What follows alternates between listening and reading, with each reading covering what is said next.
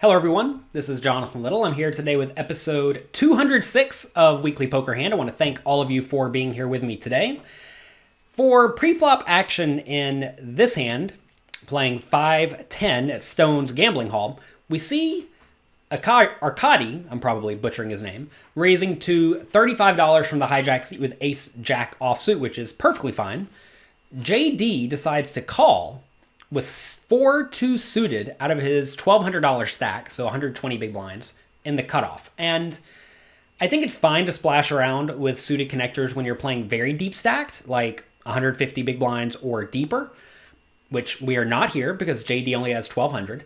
And also, with the suited connectors you want to be splashing around with are typically the good ones, like 9-7 suited, or 10-8 suited, or Jack-8 suited, or 6-5 suited. Basically, hands that can make a lot of straights and also can make reasonable flushes and even reasonable pairs. 4-2 of spades is going to make bad flushes because they're going to be 4 high, and then also only 2 straights. It can make ace 2, 3, 4, 5 and 2, 3, 4, 5, 6.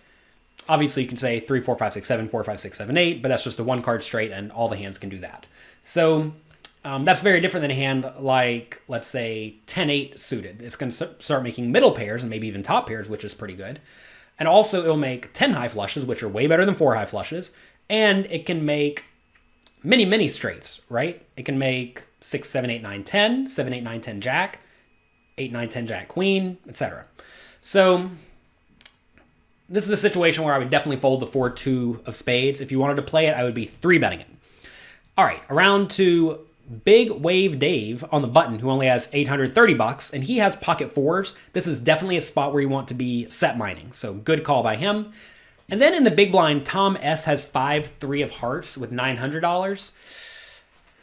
Having to put in 25 more from out of position, I think you probably just want to fold the 5-3 of hearts, but I'm not going to fault him for calling. It's a way better situation to call than the cutoff seat with 4-2 of spades, so I would likely fold in his shoes, just because, again, you really don't want to be out of position playing these hands that are going to make very bad draws. But he decides to splash, so here we go.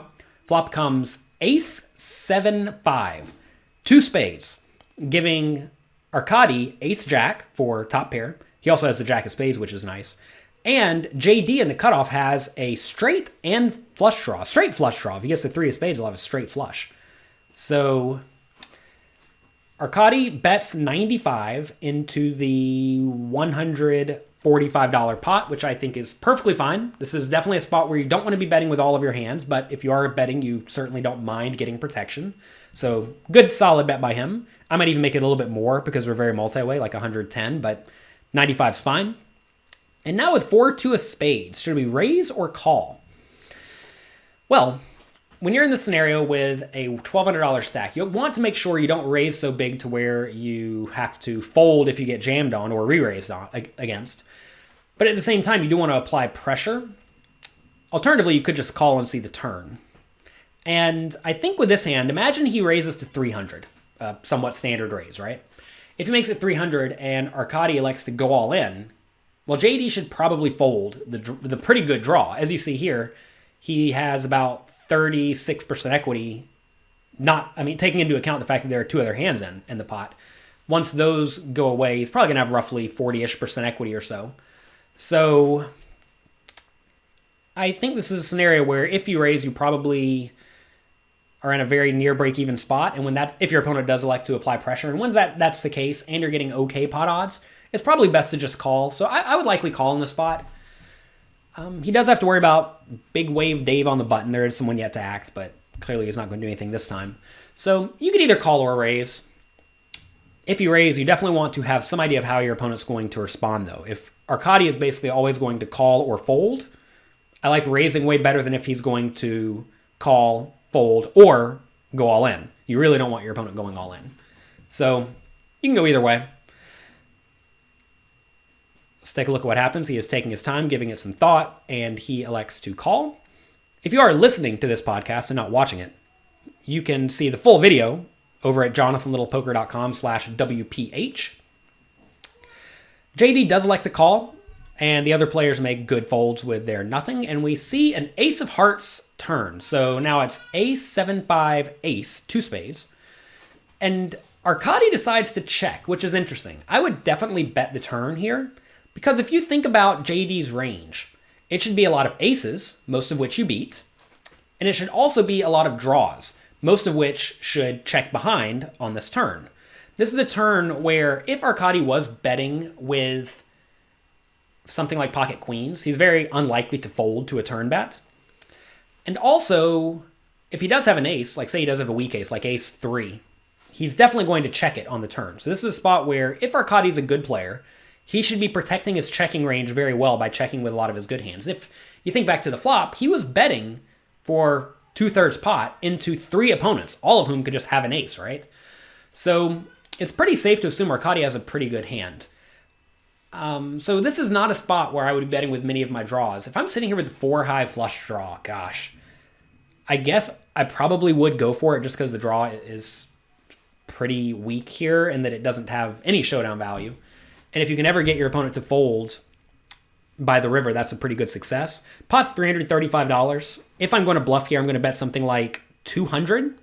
That's going to make the pot go to 735 and leave JD with $900 remaining in his stack. And then on the river, he can make a small overbet. That will apply a lot of pressure to the underpairs and maybe even stuff like ace 3. So I think that's what I would do in this spot if I was JD. If you bet 200 and get shoved on, clearly you can have an easy fold because you're not getting the right price. As you see here, JD only has 19% equity against an ace, and it's going to be roughly that equity against everything. It's a little bit less. He actually has a little bit more equity than normal. I'm sorry, he has less equity than normal because we know that there are some dead outs. At least the table does. Normally he's going to have like 25% equity with his straight plus flush draw, but apparently some of the 3s are gone, which obviously no one can know. I actually think that whenever you're watching poker on TV, I don't think they should take the dead cards into account when determining the player's equities, because the players at the table don't know that those cards are dead, right? It's important to try to look at the spot from the way the players are looking at it, not from the point of view of God, and you know which cards are missing. Anyway, I think this is a fine spot for JD to bet the turn and then make a big bet on the river. Just because his draw is so bad. If he had a better draw or if he had some marginal made hand, I would definitely not bet here. And really, I don't think he should bet too often in this spot at all, because I do think Arkady is going to be trapping / trying to induce a bluff with a lot of marginal made hands. So JD bets 125. I actually hate this bet size. I don't know what his plan is for the river, but unless his plan is to make a giant overbet on the river, I don't think this is going to be very successful, because now he's going to have almost no fold equity on the turn unless Arkady has just total garbage like king, jack, or something. And because of that, Arkady's going to get to the river with a somewhat wide range, which forces JD to continue bluffing, which is fine, but he's not going to have a clear idea of how to proceed on the river, because he doesn't know if he needs to be betting small to try to target the marginal made hands, like pocket 6s or something like that, or if he needs to be blasting it to try to get an ace to fold. And obviously you'd rather not blast it unless it's absolutely necessary. And at the same time, if you bet 200 on the river trying to get 6s to fold, an ace is just never, ever, ever folding. So this is a weird spot. I think I would just rather take the line of betting a little bit bigger on the turn and then having a pretty easy shove on the river. Now back to Arkady. He has to put in 125 to win 460. Clearly calling's always fine. The question is, should he raise? When your opponent bets so small on the turn, I think it usually screams either a marginal made hand or some sort of bluff. I would be shocked if JD ever has a full house here. Although this would be a pretty sweet bet with a full house. If you think you can read into your opponent's strategy, then I think you could go ahead and raise, assuming you think that this small bet means mostly marginal made hands. The problem, though, is that tips, or should tip your opponent off to the fact that you really like your hand, and if your opponent's sitting here with like ace 3, he should probably just fold, which would be a disaster, right? If you're sitting here with ace jack and your opponent folds ace 3. But I think given the tiny bet, that's probably the best play. If JD bet bigger on the turn, like I would have done, like 200 or 250, then I would be much more inclined to call from Arkady, because that's going to make JD's range slightly more polarized to very good hands and bluffs. And you really don't want to be raising into a range that is very good made hands and bluffs. When you have a marginal made hand, like this trips with a jack kicker, it is important to recognize that on ace, 7, 5, ace, when you check the turn and your opponent bets big, you only have a bluff catcher. You do not have the nuts anymore. So anyway, let's see what Arkady does. I really don't mind either play between calling or raising, but if you are raising, you need to have a pretty clear idea of your opponent's range.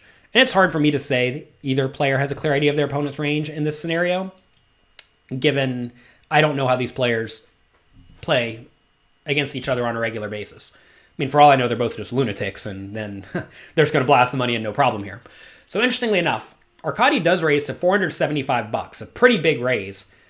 JD instantly goes all in with his bad straight flush draw on a paired board. And Arkady is beating him in the pot with a call. JD should have just folded to the raise.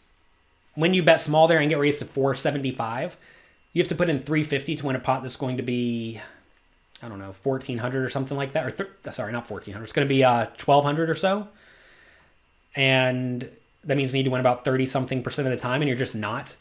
Also, you may not even have implied odds here if your opponent's going to check fold on the spade rivers, which maybe he would, because your hand looks a whole lot like a spade draw.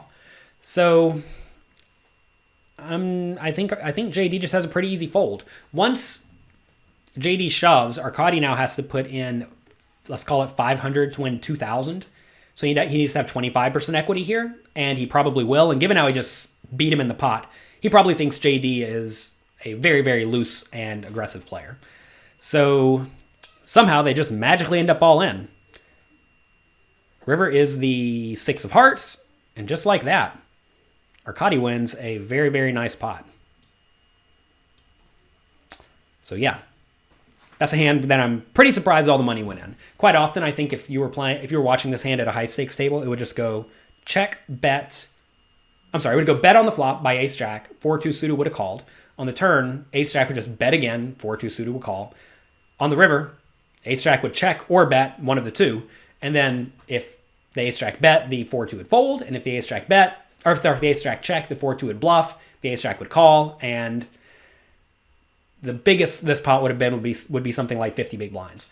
As played though, they like to play for all the money, and when that happens, someone's gonna lose all their money. So that's gonna be it for this episode of Weekly Poker Hand. Thank you all very much for being here. Good luck in your games, and I'll talk to you next time.